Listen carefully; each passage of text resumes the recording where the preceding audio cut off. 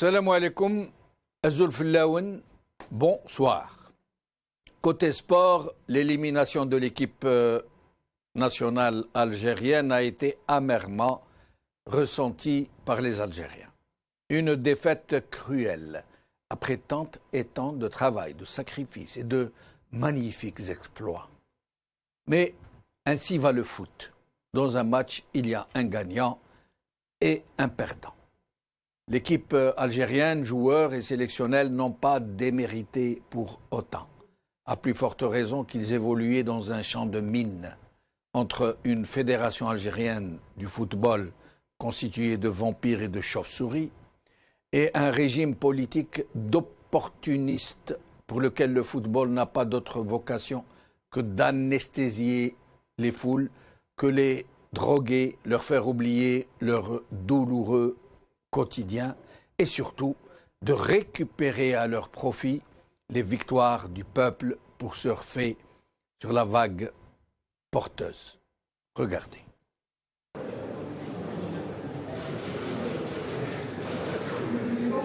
Inch'Allah.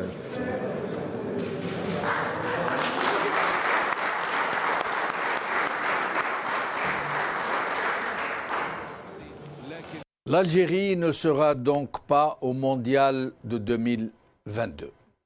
Mais nos voisins marocains et tunisiens y seront. Et c'est donc une bonne nouvelle pour nous. Côté politique, le régime algérien n'en finit pas de faire des vagues, à un point où il est en train d'en faire sa marque de fabrique à l'international. Une démarche soupolée, impulsive, très ombrageuse, zama, qui réagit au quart de tour. Un régime très nerveux, traversé de soubresauts, de tics nerveux, à la limite de l'hystérie. Un régime qui n'a pas craint de rompre ses relations diplomatiques avec le voisin marocain, de fermer le gazoduc qui traverse ce pays, se privant ainsi d'une importante ressource financière. Un régime qui s'est empressé de rappeler son ambassadeur en France, parce que le président de ce pays l'avait qualifié de système politico-militaire. Un régime qui crie à corps et à cri, non pas qu'il rendra coup pour coup, œil pour œil et dent pour dent, mais qui semble avoir opté pour ce slogan des westerns spaghetti, pour un œil, les deux yeux, pour une dent, toute la denture. Même s'il a oublié, en fait, qu'il n'en a ni les moyens, ni la possibilité, ni même le soutien d'un peuple qui l'exècre et qui ne se reconnaît pas en lui. Avec l'Espagne, qui a pris fait et cause pour le Maroc sur la question sahraoui, il a annoncé, ce régime, à grand renfort de rodomontades en tout genre, qu'il allait revoir tous les accords avec ce pays. Rien que ça. Il n'a pas dit certains accords. Il a dit, c'est-à-dire ceux qu'il aurait pu dénoncer sans trop de conséquences pour lui. Mais il a bien précisé qu'il allait revoir tous les accords avec ce pays. Oubliant ainsi que c'est un luxe qu'il ne peut pas se permettre. Les accords commerciaux obéissent à des règles de droit international et dont la dénonciation irrégulière peut coûter très cher. Mais comme ça ne coûte rien du tout de rouler des mécaniques sur des échéances qui prendraient plusieurs années, il annonce que les contrats actuels en termes de vente de gaz et de pétrole avec l'Espagne pourraient ne pas être renouvelés en 2030. Une sacrée marge où l'on comprend que ces forfanteries sont destinées à la consommation locale. Par contre, certaines mesures ne lui font pas peur. Et elles sont immédiates, même si elles pénalisent plus les Algériens que le pays visé par les représailles, comme c'est le cas pour l'annulation des vols assurés par des dessertes espagnoles entre l'Espagne et l'Algérie. Ce qui ne fera donc que maintenir très haut la barre des tarifs des billets d'avion pour la diaspora algérienne. Voilà le genre de représailles qu'il s'est exercé ce régime. Aujourd'hui, lors de la visite d'Anthony Blinken, secrétaire d'État américain, en visite en Algérie, après être passé par Israël et le Maroc, et là aussi, le régime algérien a envoyé une saute d'humeur à la diplomatie américaine qui, elle aussi, semble s'aligner de plus en plus sur la position marocaine pour la question sahraoui, même si elle continue de manifester aussi son appui au processus politique des Nations Unies sur la même question. Mais hier, à Rabat, le secrétaire d'État américain a clairement réitéré le soutien américain au plan d'autonomie qu'il a jugé, je cite, sérieux, crédible et réaliste du Maroc, pour mettre fin aux différends qu'il oppose aux indépendantistes sahraouis. Une déclaration qui ne pouvait être du goût du régime algérien et qui, en guise de réplique, n'a pas trouvé mieux que d'envoyer un message protocolaire au secrétaire d'État américain à sa descente d'avion sur le tarmac de l'aéroport d'Alger. Le protocole exige que le personnage soit reçu par son homologue, le ministre des Affaires étrangères. Or, ce sont d'obscurs hauts fonctionnaires des Affaires étrangères qui étaient au bas de la passerelle pour recevoir le secrétaire d'État. C'est un véritable camouflet pour signifier aux Américains que cet autre rapprochement avec les Marocains n'a pas été de leur goût.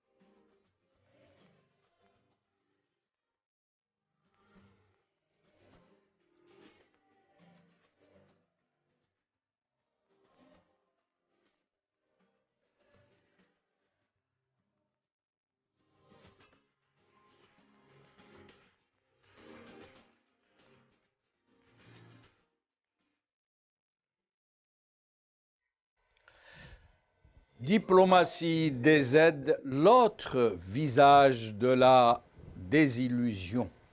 C'est notre titre d'aujourd'hui et pour en parler, nous aurons avec nous Hassan Hirsch, économiste, analyste politique, Houssine Jidel, anthropologue, analyste politique. Mais nous allons commencer avec Saïd Salhi qui va rester une dizaine de minutes avec nous. Saïd Salhi qui est vice-président de la Ligue algérienne de défense des droits de l'homme.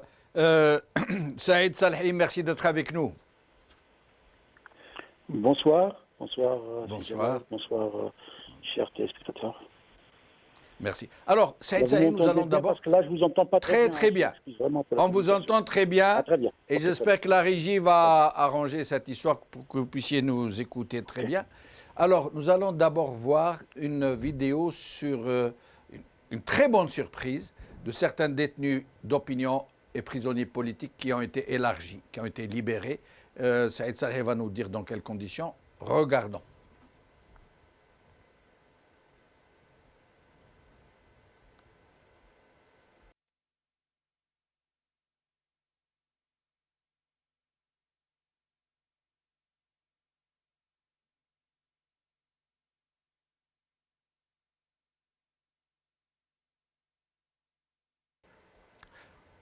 Ce sont les noms qui nous sont parvenus. On nous dit qu'il y en a d'autres encore. Vous voyez là, Brahim L'Alami, Srilesh,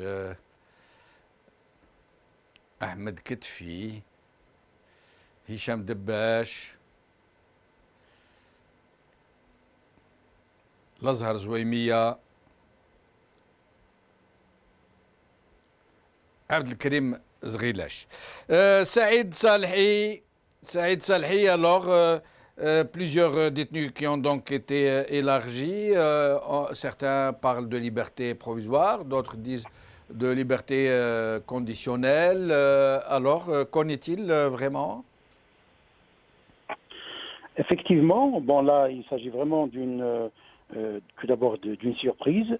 Comme première réaction, bon, on se réjouit vraiment de cette libération. Voilà, bien il s'agit d'une libération, je dirais, partielle, parce que là, il s'agit d'une mise en liberté provisoire pour la majorité. Jusque-là, j'ai une liste donc de 17 détenus d'opinion qui ont été libérés sur plusieurs wilayas, Sétif, Constantine, Batnat, Lemsan, Borj-Boralic, Alger, dont certains figurent connus dans le Hirak, notamment le journaliste Zrilesh, l'activiste Brahim Alami et le ressortissant donc, établi au Canada, Zouaimia, donc le Zhar.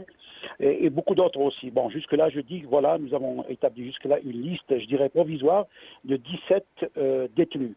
Nous espérons qu'il y ait d'autres détenus qui vont suivre, bien qu'il faut quand même préciser que c'est une liste de 17 détenus sur une liste globale de plus de 300 détenus d'opinion. Donc voilà, c'est vraiment pour nous, donc presque, je dirais, insignifiant sur la totalité des détenus, voilà, qui sont encore en attente, que ce soit de jugement ou de libération. Alors, pour ma première réaction, je voudrais tout d'abord rappeler les scénarios précédents, notamment en janvier 2020 et en février 2021. Nous avons assisté presque au même scénario, c'est-à-dire voilà une mise en liberté provisoire presque surprise de plusieurs détenus, pas la totalité bien sûr. En 2020, on a eu une centaine, bien que d'autres sont restés encore en détention, et en 2021, nous avons eu une cinquantaine. Ce que nous avons dit en 2020 et en 2021, je tiens vraiment à le rappeler aujourd'hui, nous avons bien sûr applaudi, on s'est réjoui, on a encouragé le gouvernement à faire le pas pour la libération de l'ensemble des détenus, mais nous avons aussi appelé à l'arrêt de la répression et à ce qu'il n'y ait pas d'autres justement détentions. Malheureusement, ce qu'on a vécu juste après donc la libération, sinon la grâce de 2020, nous avons vécu une escalade, voilà, qui a suivi juste après cette libération, jusqu'à revenir presque au chiffre initial, c'est-à-dire avant la libération. C'est le même scénario que nous avons vécu en 2021, jusqu'à ces jours-ci. Nous avons vécu une escalade jamais inégalée dans le Hirak, voilà, des arrestations presque massives, des détentions, des jugements arbitraires, des procès chaque jour, au point où, à la Daesh, nous n'avons même pas pu suivre vraiment cette étendue de la répression. Alors aujourd'hui, la question se pose encore une fois. Est-ce qu'il s'agit d'un signe d'apaisement? Est-ce qu'il s'agit d'une libération qui annonce un apaisement, qui annonce voilà, l'arrêt de la répression, qui annonce... Alors, d'abord, avant de se poser la question, Saïd Salhi, d'après vous, même si, comme vous l'avez si bien dit, nous nous réjouissons de cette initiative, de cette mesure, quelle qu'elle soit et par quoi que ce soit dont elle serait éventuellement motivée. Mais d'après vous, ce n'est certainement pas une décision de justice, c'est une décision politique, puisque ça ne s'est pas passé au niveau d'un seul parquet, ni même d'un seul parquet général. C'est au niveau de quasiment plusieurs wilayats, et donc ça ne peut être qu'une décision politique. Or, est-ce que juridiquement, constitutionnellement, en dehors de l'amnistie et de la, passez-moi le mot, de l'amnistie présidentielle et je ne sais pas quel autre, est-ce qu'il est permis aux politiques de pouvoir interférer dans la décision souveraine de la justice pour emprisonner ou pour libérer? Oui, pour le moment, donc il n'y a pas eu de réaction au niveau de la présidence, donc il ne s'agit pas d'une grâce, il ne s'agit pas ni même, on n'a même pas eu ni du communiqué de la présidence, ni même du communiqué donc du ministère de la Justice, donc il s'agit donc de mise en liberté provisoire au niveau des cours, donc des cours des wilayas concernés, donc jusque là, voilà, c'est un peu donc l'information que nous avons jusqu'à l'instant même, mais sinon, moi je vous dis, la question ça nous renvoie à ce qui a été dit dans le Hirak pendant plusieurs mois et à chaque moment, c'est qu'aujourd'hui, on le dit encore, la carte des détenus est devenue encore, la carte, une carte de chantage, une carte de manœuvre, une carte de pression qui s'exerce justement sur les militants. Et aujourd'hui, ils sont mis en liberté provisoire de la même manière qu'ils ont été arrêtés. Et c'est toute la question qui se pose aujourd'hui. Aujourd'hui, on n'est pas sûr que demain, il ne va pas y avoir d'autres interpellations, même de ceux qui ont été même relâchés. Et nous avons eu des cas. Nous avons eu des cas en 2020, des militants qui ont été mis en liberté provisoire. Quelques jours après, ils ont été interpellés encore une fois. Le cas de Karim Tabou, le cas de Khaled Rani, le cas de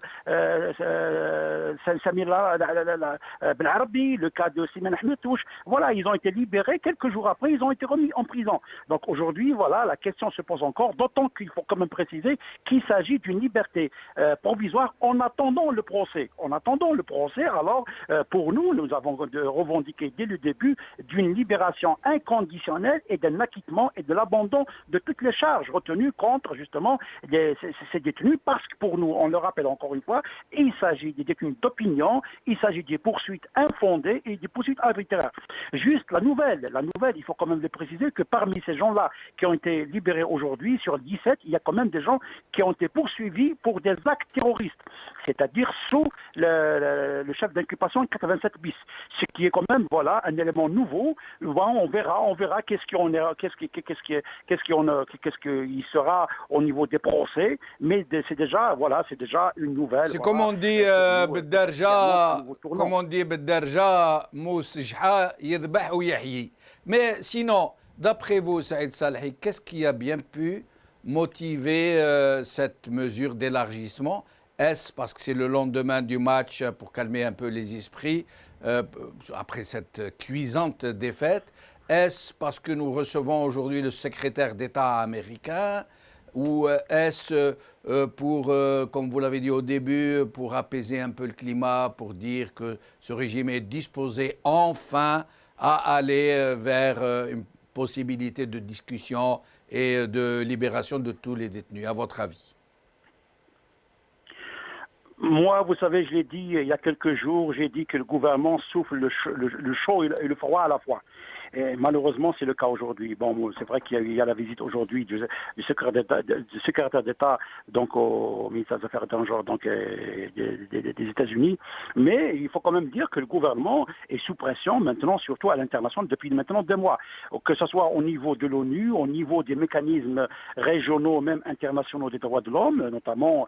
Il faut quand même rappeler la dernière communication et même la dernière prise de parole adressée au gouvernement par la haute commissaire des droits de l'homme, du Conseil des droits de l'homme, donc mars passé. Il faut rappeler toutes les communications qui sont adressées au gouvernement par les rapporteurs spéciaux et aussi tous les communiqués des ONG internationales. Il faut quand même dire que le gouvernement, ça fait des mois qu'il est mis à l'index par l'opinion internationale, par justement le mouvement des droits humains international, par l'ONU, par le Conseil des droits de l'homme. Donc le gouvernement se trouve sous pression. Bon, est-ce que c'est une manière un peu de desserrer les taux? Mais voilà, aujourd'hui, voilà, on veut vraiment croire à cette nouvelle tournure. C'est ce qui a été même demandé.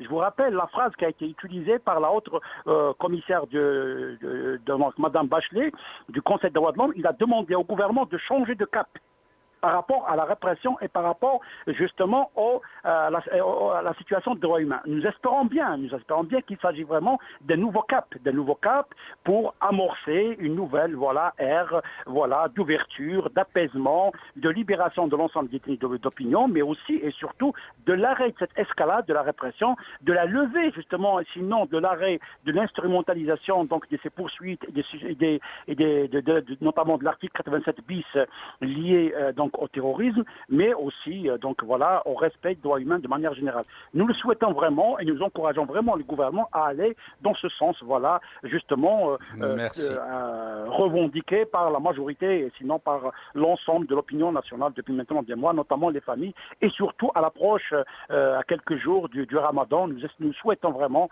que les familles retrouvent leurs siens à la veille de cet événement important pour le pays. Saïd Salhi, vice-président de la Ligue algérienne de défense des droits de l'homme, merci beaucoup. Houssine Djidel, anthropologue, analyste politique, merci d'être avec nous. Houssine. Oui, Jamaldine, merci pour l'invitation. Je salue l'autre invité, M. Hiresh, et tous les téléspectateurs algériens, et notamment le Ahrar ou le Hara'ir. Cette libération ou l'élargissement des enfants de l'Algérie a été faite dans l'opacité totale. On ne sait pas pourquoi, sur quelle base, critères. Une libération provisoire. On s'attendait à ce qu'on commence par les femmes algériennes, les 5 femmes algériennes qui croupissent encore. Aucune n'a été libérée pour le moment. Aucune n'a été libérée. Je ne peux pas je ne peux pas spéculer, mais je peux dire seulement que les ONG, Nations Unies et même, hier, je pense avant-hier, l'ambassade ou l'ambassadrice des États-Unis à Alger a rappelé à l'Algérie la question fondamentale des libertés et des droits de l'homme. Donc, dans quelle mesure cette mesure d'élargissement a été prise? En tous les cas, dans l'opacité totale, on ne sait pas si c'est une décision politique ou une décision judiciaire. On ne sait pas sur Mais ça ne peut pas être une... pardon, Houssine. Ça ne peut pas être une décision judiciaire. Pourquoi? Puisque si ça s'était passé dans un seul parquet ou dans un seul parquet général, par exemple la wilaya d'Alger, on aurait dit, bon, le parquet général a décidé d'examiner les demandes de liberté provisoire ou soumises en liberté conditionnelle. Mais ça s'est passé dans plusieurs wilayats. Donc ça ne peut pas tomber d'un seul coup dans l'esprit des PG ou des procureurs de mettre en place une procédure de ce type. Donc c'est une décision centrale qui ne peut être venue que du politique. Oui, Jamaldine, mais je pense aussi, n'oubliez pas que les avocats de tous les détenus, ils ont toujours reformulé la demande de liberté provisoire et des fois de la liberté conditionnelle. Pourquoi? Parce que devant la répression du régime, ils souhaitent que ces détenus puissent être avec leur famille et être jugés le moment venu. Donc, je pense, à ma connaissance judiciaire ou juridique très modeste, je pense qu'on peut toujours reformuler une demande de liberté provisoire, mais répondre maintenant aux juristes de le dire. Nous n'avons aucune information. C'est ça ce qui est important. C'est qu'on libère les détenus sans connaissance des critères et sans connaissance des aboutissements et des objectifs. L'essentiel, comme disait M. Salhi, nous sommes contents que ces gens-là puissent passer le ramadan avec leur famille. Nous demandons, comme d'habitude, l'élargissement de tous les Algériens détenus dans les prisons des militaires, y compris ceux qui croupissent depuis plus de 30 ans dans les prisons. Et je rappelle, ce sont les prisonniers des années 90. Donc, je ne peux que dire que nous sommes devant un régime qui ne sait qu'entretenir les échecs et qui ne sait qu'entretenir la répression, et que rien ne peut garantir aux Algériens que demain, d'autres Algériens ne seront pas incarcérés comme il l'a fait auparavant. S'il n'y a pas de signe d'apaisement, on ne parle pas d'apaisement. Quand on parle d'apaisement, on fait un acte clair, politique clair, et qui englobe la grande partie, voire la totalité des détenus. Mais nous ne sommes pas encore là. Ce régime, il est en fuite à l'avant sur tous les plans, sur le plan diplomatique, sur le plan économique, sur le plan politique, et il est dépourvu de toute vision, il est dépourvu de toute crédibilité. C'est un régime qui est en train de s'étrangler et qui est étranglé par les Algériens et par son comportement absurde sur le plan international et surtout dans ses relations. Et nous allons y arriver justement dans le prochain tour de micro, Houssine. Hassan Hirsch, économiste, analyste politique, merci d'être avec nous. Hassan. Je vous salue, M. Benchilo. Je salue mon ami Hossein Jedel et Saïd Salhi qui m'ont précédé. Par rapport à cette question-là des prisonniers, d'abord, effectivement, comme vous tous, je me réjouis de la libération de ces personnes, bien que cette libération soit entourée d'une opacité habituelle. On ne sait pas pourquoi ils ont été arrêtés et on ne sait pas pourquoi ils sont relâchés. Et on ne sait pas pourquoi et dans quelles conditions ils sont maintenus en prison. Ça, on va dire que c'est la politique habituelle depuis des décennies et des décennies. Et on sait très bien aussi, vous l'avez souligné, M. Benchenouf, que malheureusement, la justice algérienne n'y est pour rien, là, ni dans leur arrestation, ni dans leur libération. Et donc, il s'agit à la fois des pressions des droits de l'homme, des instances internationales, parce que nous avons vu ces derniers temps le travail qui a été fait par des associations comme Riposte Internationale, comme le syndicat SNAPAP, comme l'association des disparus, comme beaucoup d'autres associations, aussi bien ici en Europe qu'en Amérique du Nord, donc qui ont travaillé et qui ont remis des dossiers aux instances internationales onusiennes qui s'occupent des droits de l'homme. Donc il y a très certainement une influence, en tout cas très certainement un résultat de ce travail. Et en même temps aussi, je pense qu'à l'intérieur du régime lui-même, il y a un certain nombre de gens, très certainement, qui ne sont pas d'accord avec cette politique d'arrestation à tout va, d'enfermement, de fermeture du régime, de garder toujours ce comportement psychorigide à l'égard des Algériens. Et donc, je pense que ça peut être aussi en même temps une concession qui est faite pour, on va dire, une frange du pouvoir et qui a envie de libérer un petit peu le champ politique à minima, ne serait-ce qu'en libérant un certain nombre de prisonniers. Mais il va de soi que cela reste totalement insatisfaisant et que nous ne pouvons pas nous contenter de ces libérations, encore une fois, dont nous nous réjouissons, mais qui sont très, très largement en deçà de nos revendications, en deçà de ce qui est possible de faire. Je rappelle que ces centaines de prisonniers ont été arrêtés pour leur prise de position, pour leurs opinions ou bien pour leur appartenance politique à une association, à un parti politique, etc. Et que beaucoup d'entre eux ont été aussi arrêtés suite à une décision du HCS, du Haut Conseil à la sécurité, qui est un organe consultatif. Il faut toujours le rappeler aux Algériens. Absolument.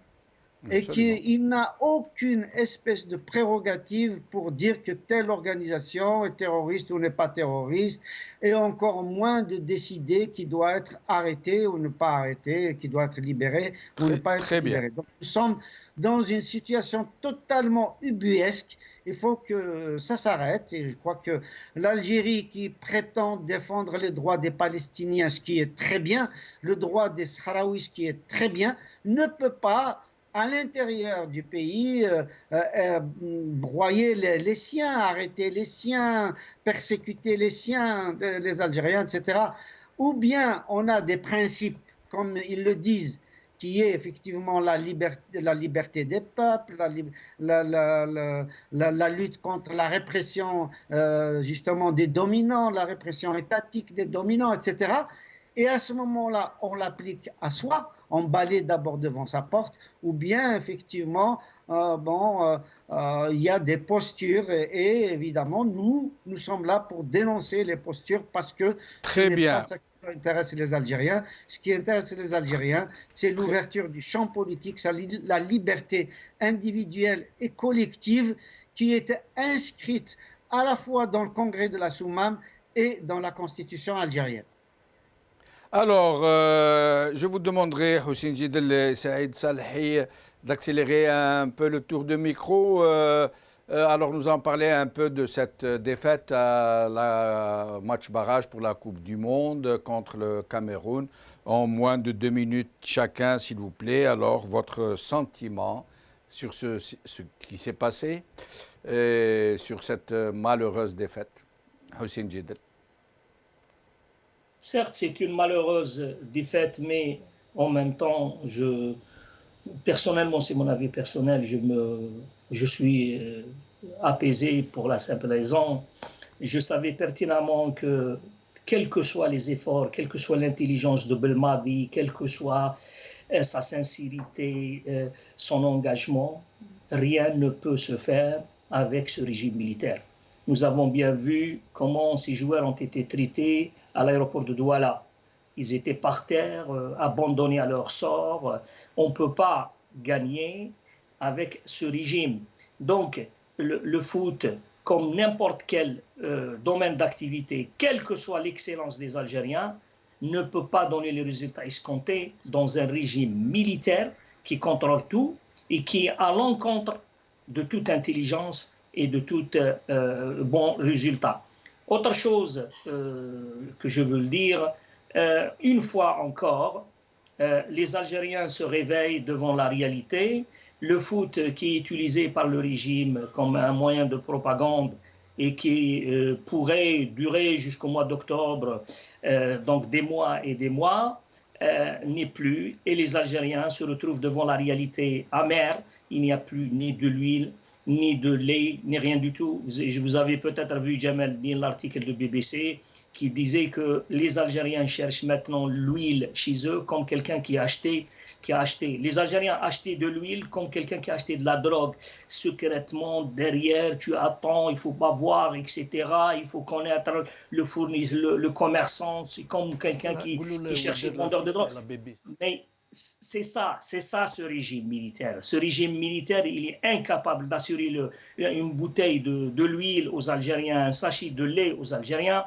Et comment peut-il assurer l'avenir des Algériens? C'est ça la réalité. Ce qui nous attend malheureusement, qui attend nos compatriotes dans les mois qui viennent, c'est l'enfer, c'est une catastrophe. Très bien, très bien. Alors, oui, Houssine Djidel qui nous a rappelé qu'en effet, BBC a réalisé un article très long sur les pénuries en Algérie. Il a dit qu'il est plus facile de se procurer de la drogue que de l'huile de table. C'est dire. Hein. Nous sommes devenus célèbres dans le monde entier pour nos pénuries. Alors, Hassan Hirsch, avant de vous laisser vous exprimer sur cette question, très vite, s'il vous plaît, nous allons écouter M. Belmadi Hagrona. Écoutez-le. Puis on a failli là-dessus, sur 10 secondes. ce qui est de l'arbitrage, c'est pas d'aujourd'hui que ça fait très longtemps qu'on subit leur sort. Ça fait très longtemps qu'ils ne respectent pas, non pas notre fédération, moi j'ai pas peur de le dire maintenant, qu'ils ne respectent pas notre pays. Ils viennent ici, ils voient tout ça, ça ne les empêche pas de simplement, j'ai pas les mots, mais d'écraser. On n'a pas aucune considération. On a beau avoir les résultats, on a beau avoir fait ce qu'on a fait. Hassan Herish, il est en train de nous dire notre pays n'a aucune considération pour ces gens-là. Ils viennent, ils nous marchent dessus, ils nous écrasent, ils trichent dans nos matchs parce qu'ils savent qu'ils ont affaire à un régime faible, à un État qui ne sait s'en prendre qu'à ses propres concitoyens. Hassan Herish, en moins de 2 minutes, s'il vous plaît. J'avoue franchement que moi, je ne suis pas du tout un spécialiste du football et que je ne regarde même pas les matchs à la télévision, bien que j'aime bien ce sport-là. Quand j'étais jeune, je jouais au football, etc. Mais vous l'avez souligné, je crois, malheureusement, le football est utilisé comme arme idéologique pour endormir un petit peu la jeunesse algérienne, etc., pour faire de la diversion. C'est à la fois une arme pour le pouvoir et même pour... il l'utilise aussi même pour la religion. On voit par exemple quand un joueur marque un but, on va lui demander d'aller faire une espèce de prière, se prosterner, etc. Et on regarder vers le ciel, etc., etc. C'est-à-dire un acte plus ou moins religieux. Et on voit aussi... on a vu comment Chengriha, qui est quand même le responsable de l'armée algérienne, qui s'est accaparé de la coupe de ces jeunes Algériens qu'ils ont gagné dans la coupe arabe. Et c'était pareil pour la CAN. Et donc, moi, je suis absolument sidéré par cette utilisation du football à des fins politiques, à des fins idéologiques, etc. Moi, concernant cette défaite de l'Algérie, je dis très honnêtement, M. Benchenouf, ça ne me rend pas malade parce que qui a gagné? C'est un pays africain et on doit considérer les pays africains comme des pays frères. Et je pense que c'est le meilleur qui a gagné à ce moment-là. L'Algérie aurait pu gagner, il gagnera certainement à un autre moment. Donc, je ne suis pas mécontent qu'un pays africain aille à la Coupe du Monde et défende les couleurs de l'Afrique. Et on doit s'ouvrir, on doit sortir de cette vue vraiment psychorigide, étroite, etc. Et on doit s'ouvrir vers les pays africains. À plus forte raison que nos voisins mitoyens, j'allais dire, la Tunisie et le Maroc, vont pouvoir y aller et nous représenter aussi. Oui, Hassan, je me permets de vous interrompre. Vous avez raison. Oui. Alors, je me permets de vous interrompre. Nous allons discuter du sujet central d'aujourd'hui et nous n'avons plus beaucoup de temps. Vous savez que l'émission a été écourtée. Alors, vous allez écouter le secrétaire d'État américain hier au Maroc, en présence du ministre des Affaires étrangères, son homologue marocain. Écoutez. Envoyé spécial du secrétaire général pour le Sahara occidental et nous sommes en faveur de la promotion d'un avenir pacifique et prospère pour la région. Nous continuons à voir le plan d'autonomie du Maroc comme quelque chose de sérieux, crédible et réaliste. Et permettez-moi de vous souhaiter Ramadan Karim en avance aux Marocains et à tous les musulmans du monde. Je vais vous souhaiter bonne chance pour votre match de qualification pour la Coupe du Monde. Ce n'est pas tout à fait juste, alors, mais bon, je ne souhaite pas bonne chance à l'autre.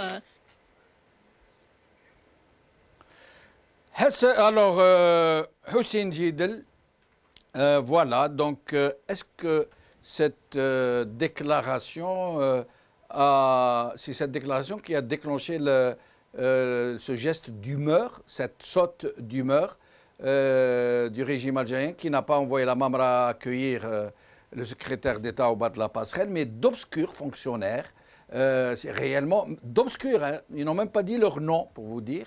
Est-ce que c'est ça? Et Et sinon, est-ce que vous pourriez d'abord nous rappeler qui est le secrétaire d'État américain? Qu'est-ce que ça veut dire?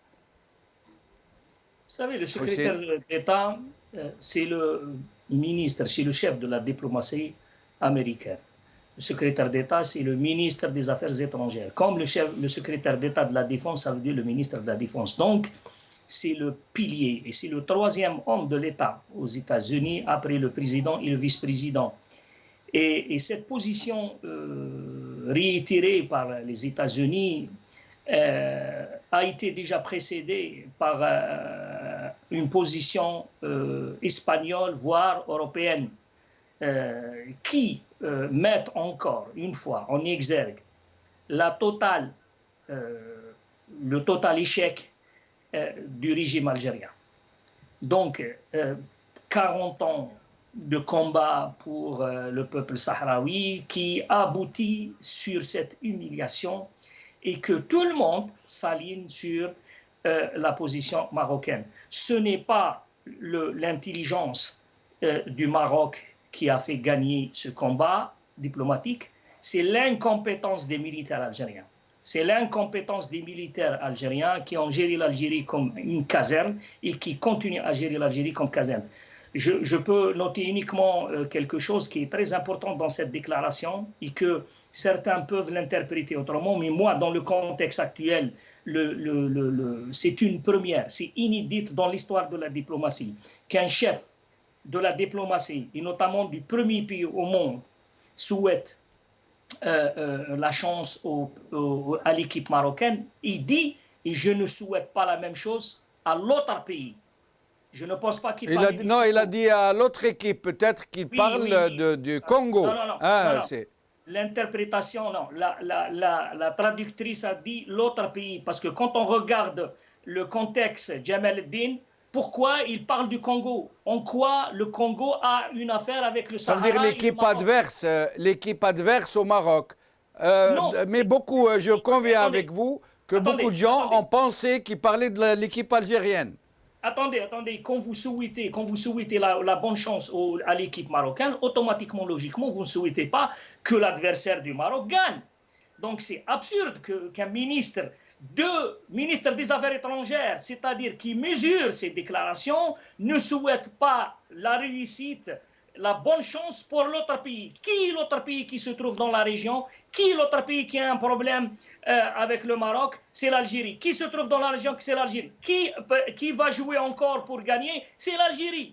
Donc, c'est clair et net que les pays occidentaux, ils en ont marre de ce régime et que le ralliement des généraux algériens et de services de sécurité algériens sur la position pro-russe dans le problème ukrainien commence à donner de la sueur. Donc, et c'est pour cela les généraux, ils ont encore commis une gravissime erreur. Une gravissime erreur, c'est que ils s'isolent encore plus. Ils isolent l'Algérie avec la décision de ne plus desservir l'Espagne, avec couper les relations diplomatiques avec le Maroc, rappeler l'ambassadeur en Espagne, avoir des problèmes avec les États-Unis, l'échec total, l'Algérie, échec total dans la région et au niveau international. Mais ils vont payer ça très très cher pour dire qu'on ne peut pas s'opposer à un pays aussi important comme les États-Unis. Ce n'est pas accepter la domination américaine, mais non, c'est que être réaliste, cette position d'un petit gars de DCSA qui a toujours vécu dans une caserne, qui ne sait rien de la diplomatie, qui ne sait rien du géopolitique, de géostratégique, et qui impose à l'Algérie cette position qui est contrairement aux intérêts de l'Algérie.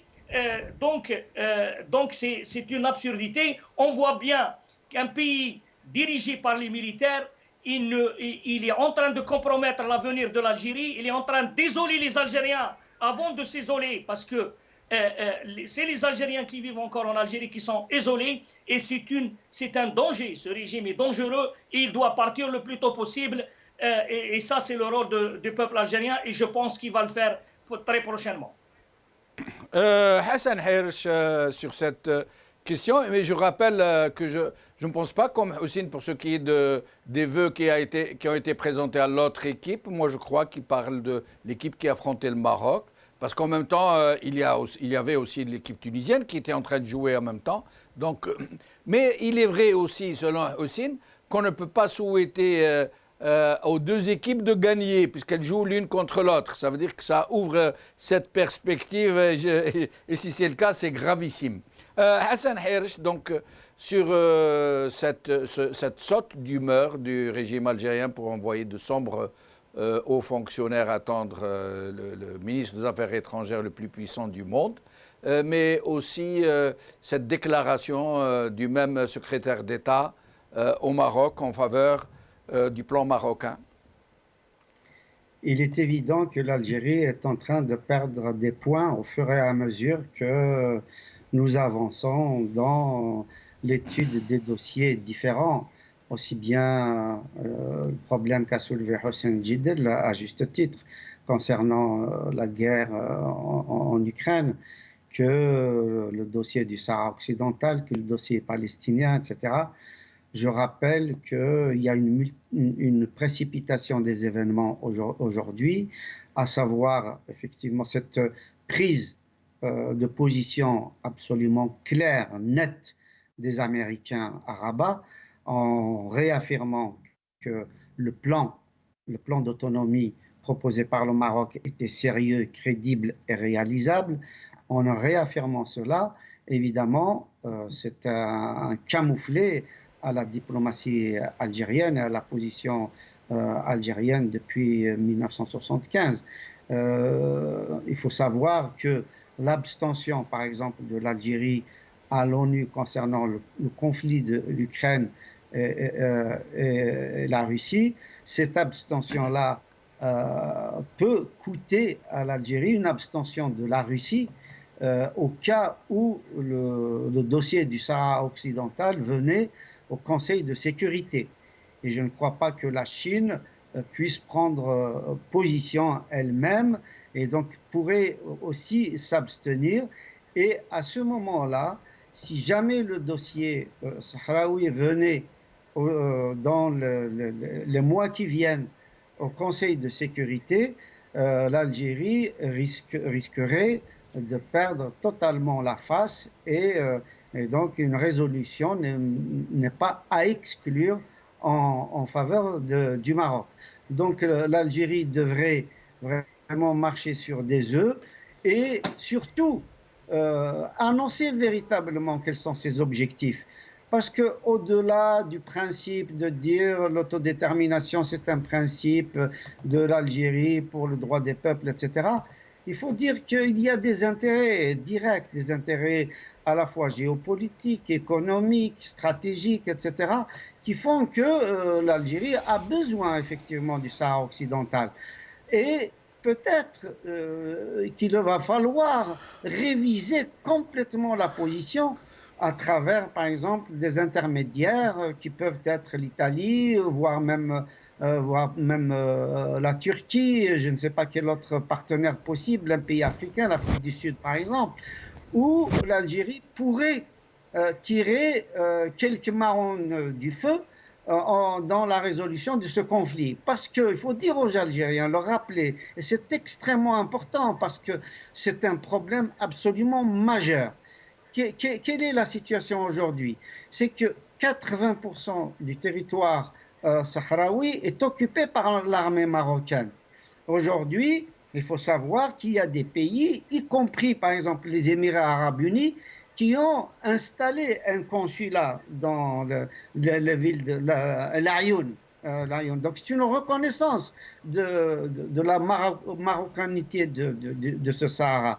Et que le Front Polisario n'occupe que 20% du territoire, et c'est un territoire qui est du côté algérien. Moi, très honnêtement, avec ma naïveté, sans connaître véritablement le dossier, mais intéressé par les intérêts, oui, les intérêts stratégiques supérieurs de l'Algérie. Moi, je me demande si on ne devrait pas souffler à un pays ami que j'ai cité, à savoir que peut-être une solution où l'Algérie garderait les 20% du pays qui est aujourd'hui celui du Front Polisario et donner les 80% au Maroc, voire une solution qui aille dans ce sens et qui permettrait à l'Algérie d'avoir une petite bande de 3 à 4 kilomètres qui donne sur l'océan Atlantique avec deux ports qui donnent sur cet océan, dans lesquels d'ailleurs les Algériens sont très présents au niveau à la fois économique, au niveau militaire, au niveau administratif, etc. Donc, il faut sortir des tabous et voir quels sont les intérêts algériens dans cette question-là et comment on pourrait résoudre à la fois le problème marocain, qui est un problème non seulement stratégique, non seulement politique, etc., mais aussi très, très... Je me permets de vous interrompre, Hassan, je me permets de vous interrompre. Je me permets de vous interrompre parce qu'il ne reste plus de temps. Vous allez avoir chacun 1 minute pour le mot de la fin, pas plus d'1 minute, je suis désolé. Hussein Jidel, le mot de la fin, s'il vous plaît. Je rappelle une chose seulement, au début, Jamaldine, vous avez parlé de l'Algérie qui va revoir toutes ses relations avec l'Espagne, elle ne va pas renouveler les contrats en 2030. Je rappelle seulement pourquoi 2030 et pourquoi pas avant, pourquoi pas après. Parce que les études faites, ça c'est connu, ça fait des mois et des mois, qu'en 2025, l'Algérie ne pourra pas exporter et en 2030, elle ne pourra plus, elle doit importer du pétrole et du gaz. Donc, nous ne sommes plus un pays ni pétrolier ni gazier. Et donc, en 2030, on n'a rien à offrir à l'Espagne. Ce qui a poussé l'Espagne depuis l'installation de Tebboune à la tête de l'Algérie, de revoir tous les contrats et d'aller chercher leur approvisionnement aux États-Unis, qui est très très loin. Personne ne peut faire des affaires avec ce régime. C'est un régime infréquentable. C'est un régime qu'on ne peut pas traiter, qu'on ne peut pas faire des affaires avec lui. Il est instable, il est imprévisible, il est dangereux. Autre chose, la tendance... Très vite, Hussein. Depuis des années, tous les problèmes, toute la stratégie des pays, elle est régionalisée. C'est-à-dire, dans chaque région, les pays se concentrent, se réunissent pour élaborer une solution et une stratégie et régler le problème. Seule l'Algérie qui va et qui a à l'encontre de cette logique mondiale. On a vu en Asie, en Europe, en Amérique latine, partout il y a de la régionalisation. L'Algérie maintenant elle est isolée dans la région, elle est isolée sur le plan international et sur le plan régional, et elle est isolée aussi sur le plan intérieur par le peuple qui finira bientôt, Inch'Allah, à déloger ses généraux qualifiés par BBC de mafia et de malfrats. Hassan Hersh, en moins d'1 minute, s'il vous plaît. Nous avons un peu débordé sur le temps de l'émission. Je suis tout à fait d'accord avec la conclusion de Hussein, à savoir que l'Algérie est isolée au niveau international. Et l'accord qui vient d'être signé entre l'Égypte, les Émirats arabes unis, Bahreïn, et qui dit Bahreïn dit Arabie saoudite, évidemment. Bahreïn est sous la coupe de l'Arabie saoudite, le Maroc et Israël. Cet accord-là, y compris d'ailleurs le volet militaire, est extrêmement important et qui fait très mal à l'Algérie. Et concernant sa position par rapport au gaz à fournir à l'Espagne, etc., il y a 2 volets. Le premier volet, c'est qu'effectivement, elle fait jouer en réalité le fait que l'accord qui est signé, l'accord à long terme qui est signé avec l'Espagne, le prix du gaz peut être révisé. C'est-à-dire qu'elle ne peut pas dénoncer l'accord, mais elle peut réviser en cours de route le prix du gaz. Donc c'est un peu le chantage qu'elle fait à l'Espagne. Ceci dit, il faut que l'Algérie sache que non seulement ce qu'a dit Hussein est probable, à savoir que l'Algérie ne devienne plus un pays exportateur de pétrole et de gaz, mais elle peut y remédier. Elle peut y remédier parce qu'il y a le solaire, on pourrait éventuellement utiliser chez nous le solaire et exporter notre gaz. Il y a aussi un gisement qui a été découvert par Engie du côté du Touat, qui est un gisement extrêmement important. Il y a aussi le pipeline qui vient du Nigeria et qui traverse le Niger et qui vient à Hassim Saoud et qui va être utilisé. Et nous allons rester là, Hassan, je suis désolé, nous avons débordé de l'émission. Du temps. Je suis désolé, mais on aura, j'espère, l'occasion d'en reparler la prochaine fois. Merci Hassan Hirish, merci Hussein Jidel, merci Saïd Salhi, merci à vous, chers amis, d'avoir suivi cette émission. Khawala khair, bislama.